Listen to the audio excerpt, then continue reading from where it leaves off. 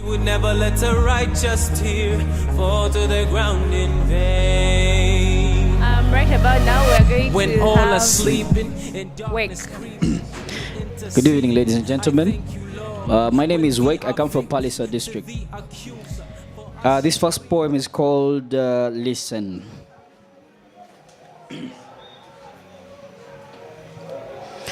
The word silent and the word listen have the same letters.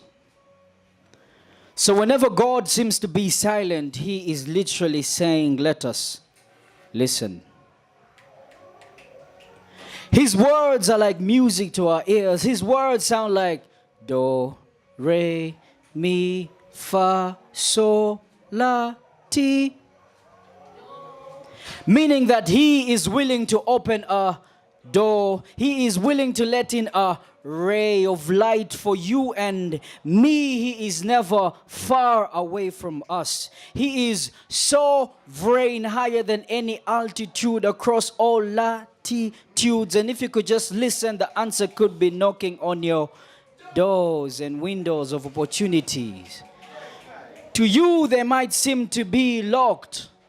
Why don't you check your constant crying and complaining? They might be off key. See, whenever God seems to be silent, he is literally saying, let us listen. Frequently, we miss out on his frequency. Yet constantly, the message that's airing out on his station is that to him, no situation is an emergency. But we would rather turn his volume down so that we can call in. Well, you will get no feedback if you call into a radio while your volume is down. Well, hello, this is DJ Wake and you're tuned into the Matthew 7:7 program. You want to know what your problem is? You always ask and ask. You never make time to receive. You always seek and seek. You never make time for revelation. You always knock and knock. You barely wait to answer. So why don't you hang up? Turn up the volume on your radio and just listen. See, whenever God seems to be silent, he is literally saying, let us listen. You see, his word has all necessary notes we will need to be in one accord with the Father. I said his word has all the necessary notes we will need to be in one accord with each other. His word can be sharp as a double-edged sword, cutting through all our trials and tribulations, but somehow our problems always find a way to be major. When we focus on his word, we will see major things. When we focus on our trials and tribulations, we will only see minor things. Shaken by our challenges, we make no time to be still and know that he is G-O-D, because if we did, we would have the strength to spell God with the G major. You see, whenever God seems to be silent, he is literally saying, let us listen. His word has high notes to pick you up whenever you are feeling down and on the ground. His word has low notes to humble you whenever you are up and proud. You see, his word has answers. His word has answers to your choruses of weeping for a remedy. His word has instruments to accompany your attempts to dance to life's tunes and melodies. His word is like Isaiah Katumwa when life sucks. His word is like Isaiah Katuma whenever your life sucks. His word is the automatic drum set. You can tell the drummer to relax. His word can kick you out of Satan's snare, and you can ride on it like an eagle in the air and avoid crushing on life's seductions and cares. You see, his word is the metronome that keeps your heart beating at the right tempo. So take some time off and just listen. Thank you.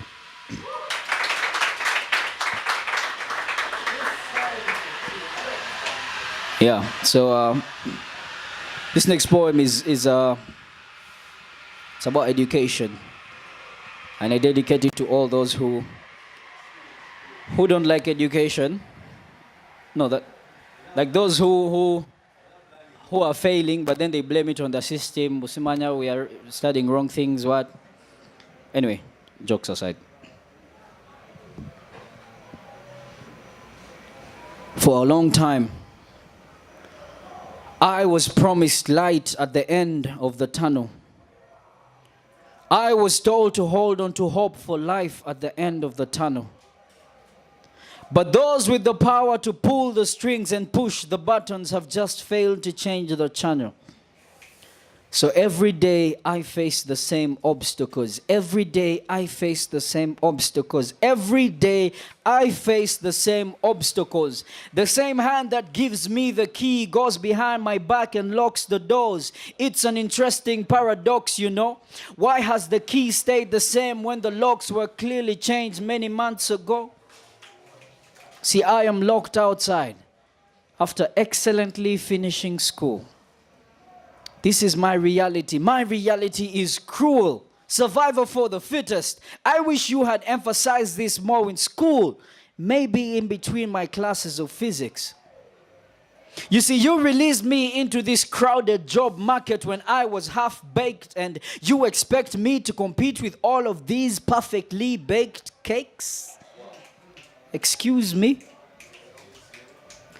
And all organizations I have applied to seem to be interested in a particular subject I have never been introduced to. Experience. The only experience I had was limited within the floors, walls, and ceiling of my class. I say the only experience I had was limited within the floors, walls, and ceiling of my class. Where did all the windows of opportunity go?